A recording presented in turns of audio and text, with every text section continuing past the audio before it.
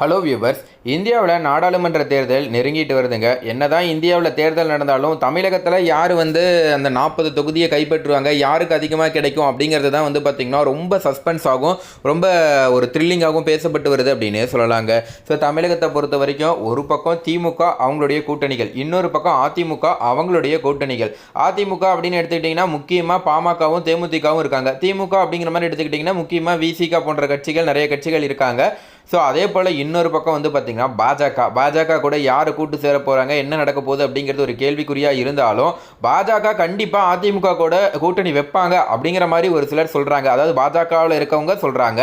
இன்னொரு பக்கம் பார்த்திங்கன்னா கண்டிப்பாக நாங்கள் கூட்டணி வைக்க மாட்டோம் அப்படிங்கிற மாதிரி அதிமுக விடாப்புடியாக இருக்காங்க. அப்படி இருக்கும்போது எல் முருகன் அவர்கள் ஒரு சில பேட்டி கொடுத்துருக்காரு, சஸ்பென்ஸாக சொல்லியிருக்காரு. அது என்ன அப்படிங்கிறத இந்த வீடியோவில் பார்க்கலாம். ஸோ அது மட்டும் இல்லாமல் பாஜகவுக்கு 30% வாக்கு வங்கி பார்த்திங்கன்னா இப்போ தமிழ்நாட்டில் இருக்குது அப்படிங்கிற மாதிரி அவர் சொல்லியிருக்காரு.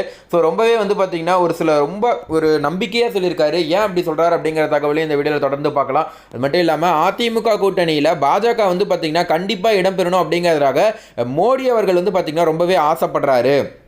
ஸோ அதனால தான் பார்த்திங்கன்னா ஓபிஎஸை கூட அவர் அவாய்ட் பண்ணார். இப்போ வந்தார்ல திருப்பூர் பல்லடம் வந்தப்போ ஓபிஎஸ் அவாய்ட் பண்ணார் அப்படிங்கிற ஒரு சில சின்ன சின்ன தகவல்கள் கிடைச்சிருக்கு.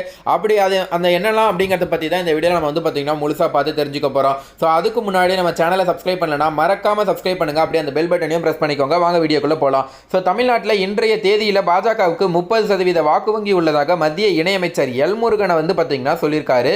ஸோ தமிழ்நாட்டில் பாஜகவால் காலூன்ற முடியாது என ஒரு காலத்தில் சிலர் பேசினார்கள் என்றும் இன்று கால் மட்டுமல்ல கையும் ஊன்றி ஆட்சிக்கு வரக்கூடிய வகையில் பாஜக பிரதான கட்சியாக திகழ்கிறது அப்படிங்கிற மாதிரி சொல்லியிருக்காங்க. பட் அவங்க பிரதான கட்சியாக இருக்காங்களா இல்லையா தெரியலங்க. பட் ஆனால் பார்த்தீங்கன்னா கண்டிப்பாக அவங்க சொல்றது போல மிகப்பெரிய ஒரு அபரிவிதமான ஒரு வளர்ச்சியில் இருக்காங்க அப்படின்னு சொல்லலாங்க. தமிழகத்தை பொறுத்த வரைக்கும் ஒரு காலத்துலலாம் பார்த்தீங்கன்னா காங்கிரஸ் தான், தமிழகம்னான்னு சொல்ல முடியாது, இந்தியாவே காங்கிரஸாக இருந்தது. ஸோ தமிழகத்திலேயும் காங்கிரஸ் நல்லா பலமாக தான் இருந்தது. அதுக்கப்புறம் திராவிட கட்சிகள் வந்த பிறகு காங்கிரஸ் திமுக அப்படிங்கிற மாதிரி இருந்தது. அதிமுக வந்த பிறகு தான் காங்கிரஸ் அப்படியே ஒட்டுமொத்தமாக இல்லாமல் திமுக அதிமுக இப்படிங்கிற மாதிரி போயிடுச்சு. ஸோ அதுக்கப்புறம் கொஞ்சம் கொஞ்சமாக காங்கிரஸ் பார்த்திங்கன்னா தமிழகத்தில் பெருசாக தன்னிச்சே போட்டியிடலை அப்படிங்கிறது தான் உண்மை. யார் கூடயாவது கூட்டணி சேர்ந்து, ஏன்னா அவங்களுடைய எண்ணம் கம்ப்ளீட்டாக பார்த்திங்கன்னா மத்தியம் அதாவது ஒட்டுமொத்த இந்தியாவும் ஃபோக்கஸ் பண்ணி தான் இருக்காங்க. ஸோ அதனால் தமிழகத்தில் அவங்க பெருசாக எடுத்துக்கல அப்படின்னே சொல்லலாங்க. ஸோ அதாவது பார்த்திங்கன்னா தூத்துக்குடி மாவட்டம் திருச்செந்தூரில் செய்தியாளர்களை சந்தித்த மத்திய இணையமைச்சர் எல் முருகன் ஒரு சில விஷயங்கள் சொல்லியிருக்காரு. ஸோ தேசிய ஜனநாயக கூட்டணியில் அதிமுக மீண்டும் இணையுமா என்ற கேள்விக்கு வெட்டு 1 துண்டு 2 என்று பதிலளிக்காமல் கூட்டணி குறித்து தங்கள் கட்சியின் தேசிய தலைவர்கள் பேசி வருகிறார்கள் என்றும் விரைவில் பாஜக கூட்டணி ஃபைனல் செய்யப்பட்டு கூட்டணியில் யார் யார் இருக்கிறார்கள் யார் யார் இல்லை என்பதை அறிவிப்போம் என்றார். இதன் மூலம் இன்னுமே அதிமுகவை பாஜக கூட்டணிக்கு கொண்டு வருவதற்காக முயற்சிகள் நடந்து வருவதை சூசகமாக செய்தியாளர்கள் சந்திப்பில் கூறியிருக்கிறார். அதேபோல் பாஜக கூட்டணியில் இணையும் கட்சி வேட்பாளர்களை தாமரை சின்னத்தில் போட்டியிடுமாறு நிர்பந்திக்கப்படுவதாக கூறப்படுகிறது என்ற கேள்விக்கும் அவற்றையெல்லாம் கூட்டணி கட்சி தலைவர்களும் தங்கள் கட்சியின் மேலிட தலைவர்களும் பார்த்துக்கொள்வார்கள் என கூறி மேற்கொண்டு அந்த கேள்விக்கு பதிலளிப்பதை தவிர்த்தார் மத்திய இணையமைச்சர் எல் முருகன். வரும் நாடாளுமன்ற தேர்தல் வரலாற்று முக்கியத்துவம் வாய்ந்த தேர்தலாக இருக்கும் என்றவர் பாஜகவுக்கு தமிழக மக்கள் மத்தியில் பேராதரவு பெருகி வருவதாக எல் முருகன் தெரிவித்தார். என் மண் என் மக்கள் பாத யாத்திரை நிகழ்வின் மூலம் தமிழ்நாட்டில் பாஜகவின் வாக்கு வங்கி பன்மடங்கு உயர்ந்திருப்பதாகவும் பிரதமர் மோடி வருகையின் போது பல்லடம், நெல்லை, தூத்துக்குடி, மதுரை உள்ளிட்ட ஊர்களில் எந்த அளவுக்கு மக்கள் திரண்டு வந்தார்கள் என்பதை பார்த்தாலே பாஜகவின் வளர்ச்சியை அறிந்து கொள்ளலாம் என்றார். எம்ஜிஆர் ஜெயலலிதாவை பிரதமர் மோடி புகழ்ந்து பேசியதன் மூலம் அதிமுகவின் வாக்கு வங்கியை பாஜகவுக்கு இழுக்கும் முயற்சியா என்ற கேள்விக்கு பதிலளித்த மத்திய இணையமைச்சர் எல் முருகன் நாட்டின் வளர்ச்சிக்காக எம்ஜிஆரும் ஜெயலலிதாவும் செயல்பட்டிருப்பதால் அவர்கள் இருவரையும் பிரதமர் மோடி பாராட்டி நினைவு கூர்ந்து பேசியதாக புது விளக்கமும் அவர் அளித்தார். ஸோ இதன் மூலம் நமக்கு என்ன தெரிய வருது அப்படின்னு கேட்டிங்கன்னா, எப்படியாவது அதிமுகவை பாஜகவை தன்வசம் படுத்தணும் அப்படிங்கிற மாதிரி போராடுறாங்க. ஆனால் எடப்பாடி பழனிசாமி அவர்கள் பார்த்தீங்கன்னா விடாப்பிடியா இல்லை, முடியவே முடியாது அப்படிங்கிற மாதிரி பார்த்தீங்கன்னா ஒரு பக்கம் அவங்க பண்ணிட்டு இருக்காங்க. பட் என்னதான் நடக்குது அப்படிங்கிறத நம்ம பொறுத்திருந்து தான் பார்க்கணும். இன்னொரு பக்கம் பார்த்தீங்கன்னா பாஜக கூட்டணிக்கு எடப்பாடி பழனிசாமி வர வேண்டும் என்று ஆசை இருப்பதால் தான் திருப்பூர் பல்லடம் கூட்டம் உட்பட பல்வேறு சந்தர்ப்பங்களில் ஓ பன்னீர்செல்வத்தை பிரதமர் மோடி சந்திக்காமல் தவிர்க்கிறார் என்று தற்போது பத்திரிகையாளர் குபேந்திரன் அவர்கள் கணித்துள்ளார். அதாவது ஓபிஎஸ் அவர்களை பிரதமர் மோடி அவர்கள் வந்து பார்த்தீங்கன்னா சந்திக்கவே இல்லை, சந்திக்க டைமும் கொடுக்கல. ஸோ இதற்கு ஒரு முக்கிய காரணம் என்ன அப்படின்னு கேட்டிங்கன்னா, எடப்பாடி பழனிசாமி அவர்களுக்கும் ஓபிஎஸ்க்கும் ஆகாது அப்படிங்கிறது தெரியும். ஸோ அவரை சந்திச்சா எங்கே வந்து பார்த்தீங்கன்னா இவர் எடப்பாடி பழனிசாமி அவர்கள் கூட்டணிக்கு வரமாட்டார் அப்படிங்கிற ஒரு விஷயத்தில் தான் வந்து பார்த்தீங்கன்னா அவர் வந்து சந்திக்கல அப்படிங்கிற மாதிரி சொல்லியிருக்காங்க. ஸோ அது என்ன அப்படிங்கிறத வாங்க பார்த்து தெரிஞ்சுக்கலாம். ஸோ அதிமுக பாஜக இடையேயான கூட்டணி முறிந்துள்ள நிலையில் 2 கட்சிகளும் புதிய கூட்டணி உருவாக்க திட்டமிட்டு வருகின்றன. பாமக, தேமுதிக ஆகிய கட்சிகளுடன் அதிமுகவும் பாஜகவும் பேசி வருவதாக தெரிகிறது. ஆனால் இதுவரை கூட்டணி இறுதி செய்யப்படவில்லை. அதே சமயம் பாஜக கூட்டணியில் ஜி.கே. வாசனின் தமிழ் மாநில காங்கிரஸ் கட்சி மற்றும் சிறிய கட்சிகளை நடத்தி வரும் ஜான் பாண்டியன், பாரிவேந்தர், ஏ.சி. சண்முகம், தேவநாதன் ஆகியோர் இணைந்துள்ளனர். இந்நிலையில் பாஜக கூட்டணி தலைவர்கள் நேற்று முன்தினம் ஒரே மேடையில் பங்கேற்றனர். தமிழ்நாடு முழுவதும் பாஜக மாநில தலைவர் அண்ணாமலை மேற்கொண்டு வந்த எண்மண் எண் மக்கள் யாத்திரை நேற்று முன்தினத்துடன் நிறைவடைந்தது.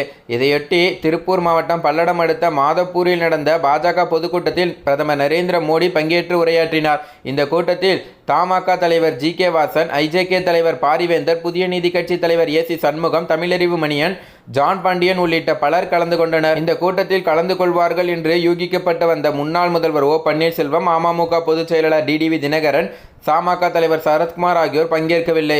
குறிப்பாக இந்த கூட்டத்தில் முன்னாள் முதல்வர் ஓ பன்னீர்செல்வம் பங்கேற்காதது அரசியல் வட்டாரத்தில் பெரிய சலசலப்பை ஏற்படுத்தியுள்ளது. பிரதமர் மோடி எப்போதெல்லாம் தமிழகம் வருகிறாரோ அப்போதெல்லாம் முதல் ஆளாக ஓ பன்னீர்செல்வம் அட்டெண்டன்ஸ் போட்டுடுவார்.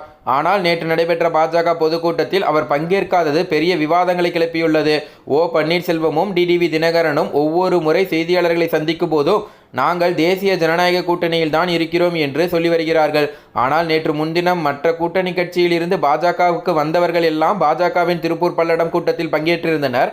ஆனால் பாஜக கூட்டணியில் தான் இருக்கிறோம் என்று சொல்லி வரும் ஓ பன்னீர்செல்வமும் டிடிவி தினகரனும் கூட்டத்தில் கலந்து கொள்ளாதது பல்வேறு யூகங்களை கிளப்பிவிட்டுள்ளது.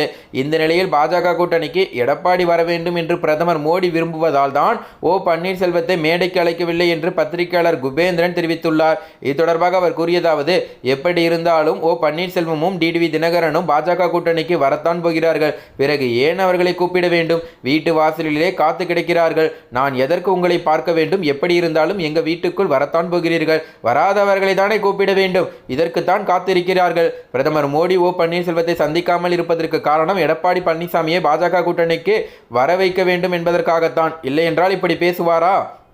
எம்ஜிஆர் நல்லாட்சி தந்தார், அதன் பிறகு ஜெயலலிதா நல்ல ஆட்சி தந்தார் என்று ஏன் பிரதமர் மோடி பேச வேண்டும்? இதே மோடி ஜெயலலிதா இருக்கும்போது 2014ஆம் ஆண்டு மோடியா லேடியா என்று ஏன் கேட்க வேண்டும்? ஊழல் செய்த கட்சியாக அதிமுக இருக்கிறது என்று ஏன் மோடி பேசினார்? அமித்ஷாவும் அதிமுகவை ஊழல் கட்சி என்று பேசியுள்ளார். இப்படியெல்லாம் பேசிவிட்டு இன்று ஏன் அதிமுக நல்லாட்சி கொடுக்கிறது என்று பேசுகிறார்? ஏனென்றால் எடப்பாடியை எப்படியாவது பாஜகவுக்கு வர வைக்க வேண்டும் என்றுதான். ஜன்னல் திறந்து வைத்திருக்கிறோம், கதவு திறந்து வைத்திருக்கிறோம், வீட்டை எழுதி கொடுக்கிறோம், ஆனாலும் எடப்பாடி வர மறுக்கிறார். எனவே ஓ பன்னீர்செல்வத்தை மேடைக்கு ஏற்றி இருந்தாலோ ஓ பன்னீர்செல்வத்தை சந்தித்து இருந்தாலோ எடப்பாடி பழனிசாமி கோபித்துக் கொள்வாரோ என்று தான் சந்திக்கவில்லை. எடப்பாடியின் கோபத்தை சம்பாதிக்க கூடாது என்பதற்காகவே தான் ஓ பன்னீர்செல்வத்தை சந்திக்க மறுக்கிறார் மோடி. இவ்வாறு அவர் பேசினார். மேலும் அவர் கூறும்போது, எடப்பாடி பழனிசாமி பாஜகவுக்கு ஏன் வர மறுக்கிறார் என்பது மோடிக்கு நன்றாக தெரியும். அதிமுக ஊழல் செய்த கட்சிதான், ஜெயலலிதா சிறைக்கு சென்றவர்தான் என்று அண்ணாமலை கூறுகிறார். அதே சமயம் மோடி அதிமுகவை பாராட்டுகிறார். அப்போது இதனை அதிமுக தொண்டர்கள் எப்படி பார்ப்பார்கள்? எம்ஜிஆரை பாராட்டுவதாலும் ஜெயலலிதாவை பாராட்டுவதாலும் ஓட்டு விழுந்து விடுமா? சத்தியமாக விழாது. உங்களை வேஸ்ட் லக்கேஜ் என்று தானே சொல்கிறார்கள். பாஜகவின் தயவினால் 4 ஆண்டுகள் எடப்பாடி பழனிசாமி ஆட்சி அமைத்தது உண்மைதான். அதற்கு நன்றி கடனாக பாஜகவுடன் அதிமுக கூட்டணி வைக்க வேண்டும் என்பது பாஜகவின் எதிர்பார்ப்பு. ஆனால் எடப்பாடி என்ன சொல்கிறார் என்றால், பாஜகவுடன் கூட்டணி வைத்தால் அதிமுகவே அழிந்துவிடும் என்று கூறுகிறார். உதாரணத்திற்கு சிவசேனா, நிதிஷ்குமார் கட்சி இருக்கிறது. உறவாடி கட்சியை அழித்து விடுவார்கள் என்று கூறி இந்த முறையோடு போதும் என்று தப்பித்து விட்டார் எடப்பாடி. பாஜகவில் இருந்தால் ஓட்டு விழாது என்று எல்லோருக்கும் தெரியும். அதிமுக என்ற சாஃப்ட் இந்துத்துவ கட்சியை கபலீகரம் செய்வதற்காக பாஜக துடித்துக் கொண்டிருக்கிறது. இந்த வாய்ப்பை எடப்பாடி கொடுத்தால் அதனை வரலாறு மன்னிக்காது. அதிமுக தொண்டர்கள் மன்னிக்க மாட்டார்கள். இதனால் பாஜகவை விட்டு எடப்பாடி விலகிவிட்டார். இவ்வாறு அவர் கூறினார். இந்த தகவல் தான் தற்போது சமூக வலைதளங்களில் ரொம்ப வைரலாக போயிட்டு இருக்குங்க. மட்டும் இல்லாமல் ஒரு சில கருத்து கணிப்பு வெளியாயிருக்கு. அந்த கருத்து கணிப்பில் கூட பாஜகவுக்கு 2 இடங்கள் கிடைக்கும் அப்படிங்கிற மாதிரி சொல்லியிருக்காங்க. அதை பற்றி ஆல்ரெடி நம்ம வந்து பார்த்திங்கன்னா வீடியோ போட்டிருந்தோம். அதாவது எந்த கட்சி வந்து பார்த்திங்கன்னா எத்தனை தொகுதிகள் பிடிப்பாங்க அப்படிங்கிற ஒரு சில தகவல்கள் பார்த்துருந்தோம். ஸோ அதே போல் வந்து பார்த்திங்கன்னா முக்கியமாக வந்து ஒரு நிலைப்பாடு அப்படின்னு பார்க்குறப்ப திமுக கூட யார் கூட்டணி சேர போகிறாங்க, அதிமுக கூட யார் கூட்டணி சேர போகிறாங்க, பாஜக கூட யார் கூட்டணி சேர போகிறாங்க, இந்த 3 கட்சி தான் வந்து பார்த்திங்கன்னா ஒரு பிரதான கட்சியாக பார்க்கப்படுது. ஸோ நாம் தமிழர் கட்சி தனித்து போட்டிடுறாங்க. ஸோ இவங்க 4 பேர் தான் வந்து பார்த்திங்கன்னா களத்தில் இருக்க போகிறாங்க. என்ன நடக்க போகுது, உங்களுடைய ஓட்டு யாருக்கு போடுவீங்க, யார் வந்தால் கரெக்டாக இருக்கும்னு நீங்கள் நினைக்கிறீங்க அப்படிங்கிறத கீழே கமெண்ட்டில் பதிவு பண்ணலாம். அப்படி இல்லைனா எந்த கட்சிக்கு எத்தனை தொகுதிகள் கிடைக்கும் நீங்கள் நினைக்கிறீங்க? ஒரு எக்ஸாம்பிளுக்கு இப்போ திமுகவுக்கு அதிகமாக கிடைக்குமா, அதிமுகவுக்கு அதிகமாக கிடைக்குமா, நாம் தமிழருக்கு அதிகமாக கிடைக்குமா, இல்லை பாஜக போட்டிடுறாங்களா அவங்களுக்கு தனியாக அதிகமாக கிடைக்குமான்னு நினைக்கிறீங்களா அப்படிங்கிறத கீழே கமெண்ட்டில் பதிவு பண்ணலாம். ஸோ ஒவ்வொருத்தரோட தனிப்பட்ட விருப்பம் தான். ஸோ இந்த தகவல் உங்களுக்கு பிடிச்சிருந்துச்சுன்னா லைக் பண்ணுங்கள். இதே போல் பல தகவல் தெரிஞ்சுக்கலாம் நம்ம சேனலை சப்ஸ்கிரைப் பண்ணுங்கள். தேங்க்யூ.